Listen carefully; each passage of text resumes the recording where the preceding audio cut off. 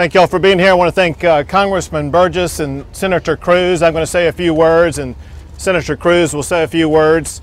As you know, we just had a tour of the Lackland Air Force Base facility where so many children who have come to the United States of America from Honduras, El Salvador, and Guatemala, this is a stopping point for them along the way. One thing that we learned today, and that is that we are dealing with a true humanitarian crisis. Another thing, though, that we have realized all along, and that is we are dealing with a human-made crisis. The challenges these children are going through are unprecedented, and it is unacceptable to have children housed in facilities like this. Equally unacceptable, though, is to have a president promoting policies that entice children to navigate more than 1,000 miles away from home, going through the most treacherous conditions, facing things like human trafficking and sexual assault. We were told of remarkable stories about children having their ears cut off or having fingers cut off in the pathway along the way here. A story about a quadriplegic child who was left on the banks of the Rio Grande River on the United States side, showing the way that these cartels and gangs and smugglers operate. Well, there are consequences that we are seeing because of the United States of America failure and refusal to impose the rule of law, giving the impression to those coming here from far away that they can immigrate to the United States illegally without any kind of consequence whatsoever. Well, because of that lack of rule of law, we're seeing our Border Patrol agents completely overburdened, and there are real consequences because of that. One of the consequences is that it is empowering the cartels. The cartels are literally making money off of most of the children and adults who are being brought into the United States. If you do the math, you can see the cartels may be making well over $100 million because of this operation. Second thing it is doing is that it is empowering the cartels. While we have Border Patrol agents who are spending time taking care of the health care needs of these children, Border Patrol agents who are literally changing diapers and making baby formula, at that time we have the cartels who are engaging in their international trafficking operations. Cartels who are importing crime into the United States. Importing into the United States some of the most dangerous gang members around the globe, members of MS-13, who are coming to America and endanger the health and safety of our fellow Americans. Well, this level of operation is completely unacceptable. The federal government has completely failed to fulfill its obligation to secure our border, and as a result, the state of Texas is doing what the federal government has failed to do. We are putting the machinery in place to ensure that we secure our border.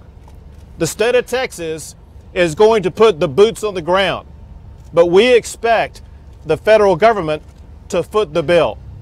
2 weeks ago, I sent a letter to Secretary of Homeland Security, Jay Johnson, asking the federal government to pay for the ground operation that the state of Texas needs to deploy. To date, they have failed to do so. I'm proud that Senator Cruz has sent a letter in support of my request for this funding. The state of Texas, through its Department of Public Safety, is deploying boots on the ground, assets in the air, as well as boats on the water to ensure that we are going to do a better job of securing our border, do a better job of going after the cartels that are threatening the health and safety of the people in this state. But this does not come free. And it's coming only because the federal government has failed to fulfill its obligation to secure our border, which is why we are demanding that the federal government pay for the operations by the Texas Department of Public Safety to keep this state safe. With that, I'll pass it to Senator Cruz. Thank you, General Abbott. Good morning. We are witnessing a humanitarian crisis unfolding that is the direct consequence of President Obama's lawlessness. The United States is responding, as we always do, with compassion. We just toured this Air Force facility where up to 1,200 children are being cared for, are being provided medical care, are being provided a safe environment. But they have come through harrowing circumstances. In 2011, roughly 6,000 unaccompanied children were apprehended trying to cross into the United States illegally.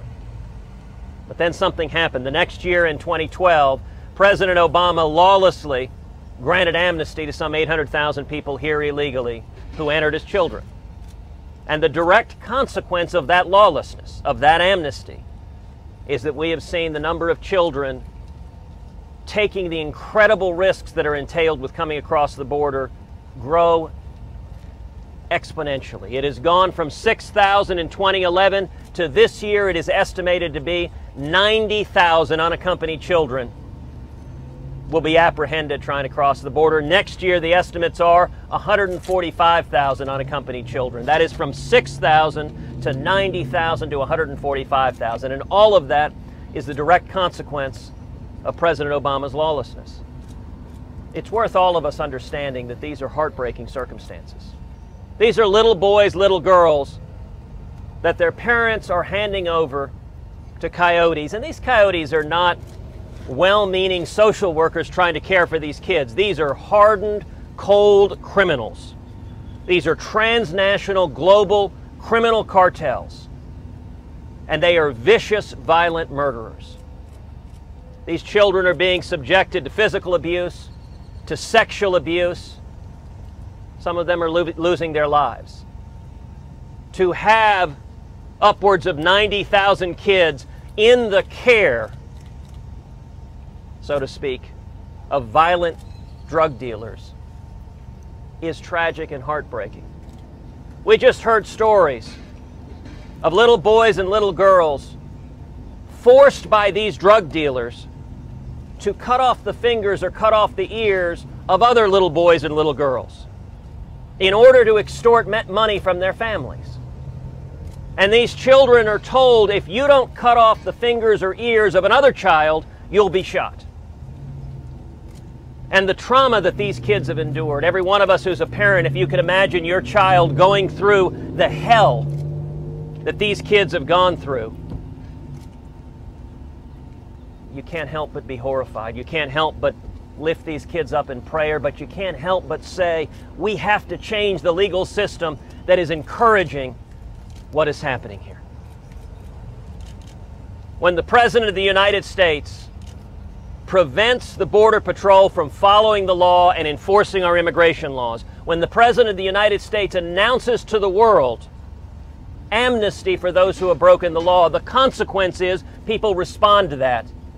And the way they've responded is by sending their children and handing their children over to drug dealers and vicious cartels. This is heartbreaking, but we need to act to stop it. We need to act to stop it, number one, by finally securing the borders, and number two, by not offering amnesty, which only incentivizes more and more people to violate the law, and in this instance, to engender the safety and lives of their kids. I now turn it over to Congressman Michael Burgess. Well, I was interested in seeing what the health facilities that they had here. I'm concerned that these kids are getting adequate screenings for communicable diseases. Apparently that's happening at the border and then happening again here, so that is somewhat reassuring, but Senator Cruz is exactly right, the Attorney General is exactly right. The numbers are overwhelming, and the good personnel inside there are hard-pressed to keep up with the demand that's being placed upon them. It begins with rule of law on the border, and it needs to happen. Senator Cruz, what specifically would you do to secure the border, or what would you propose be done?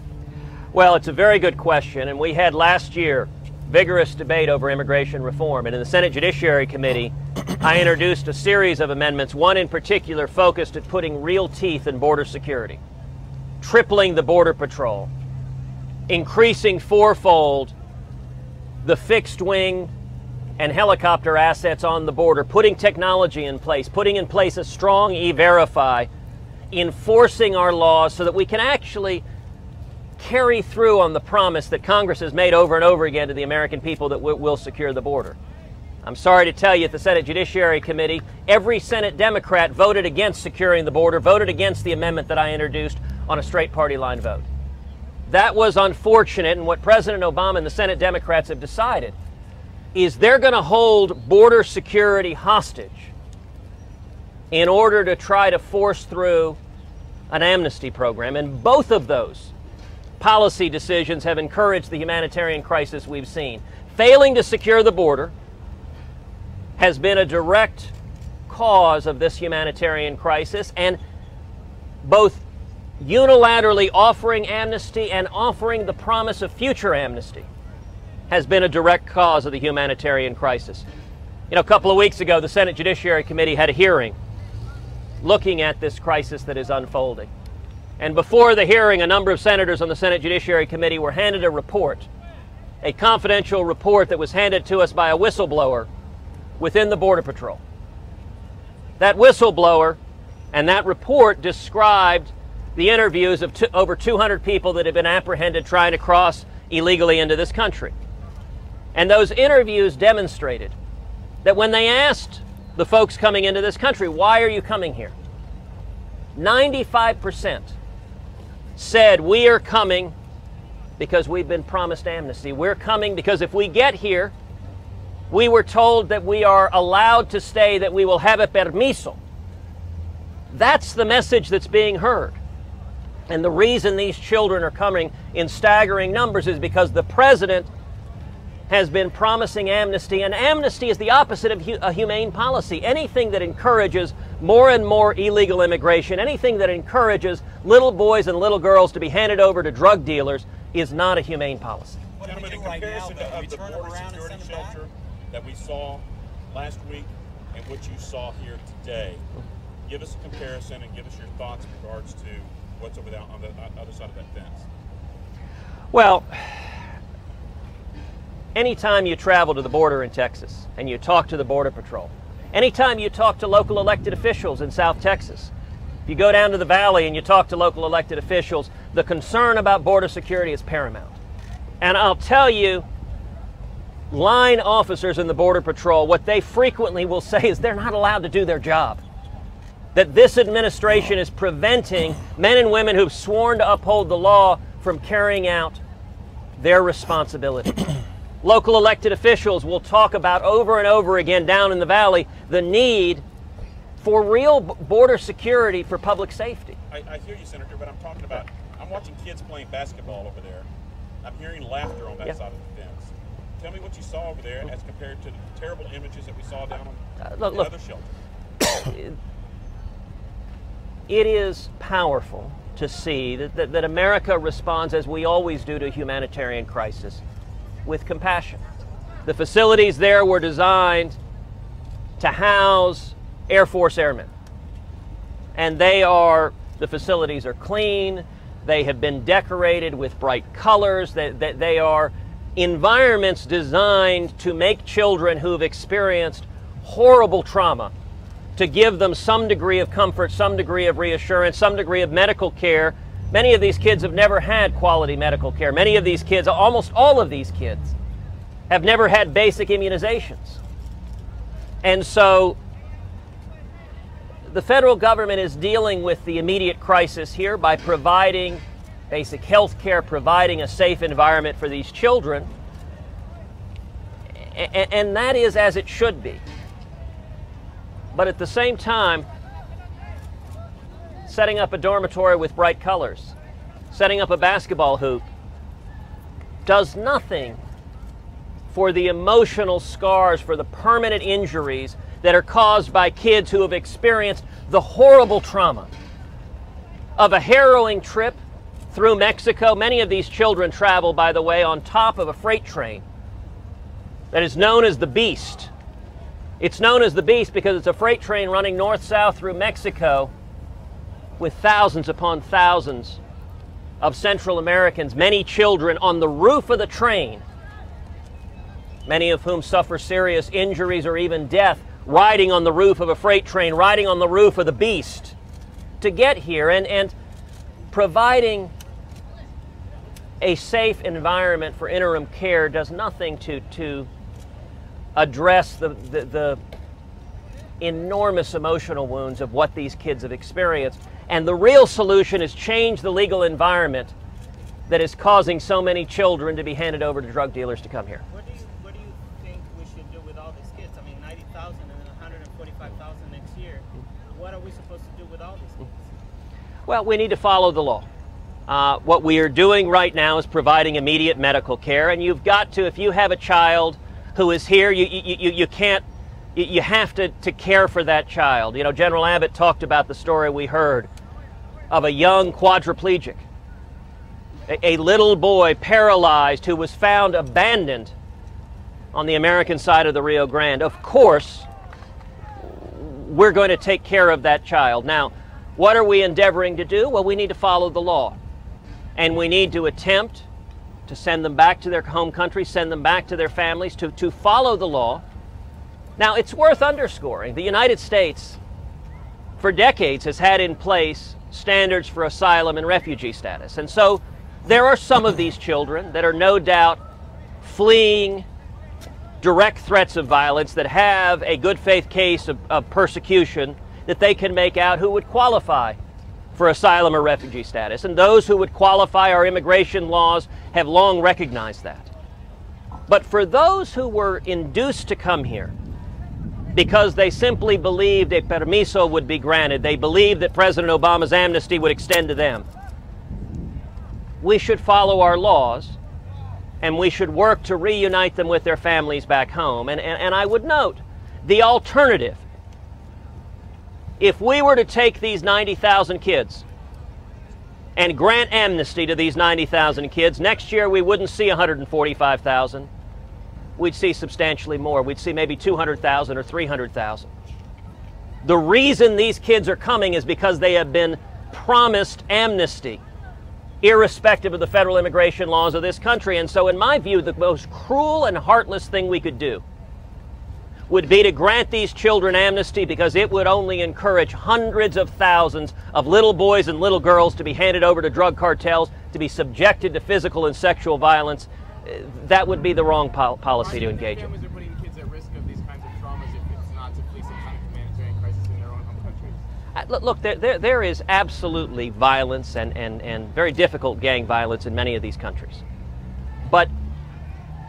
And that explains the increase in immigration from several countries in Central America because of the problems of violence in those countries.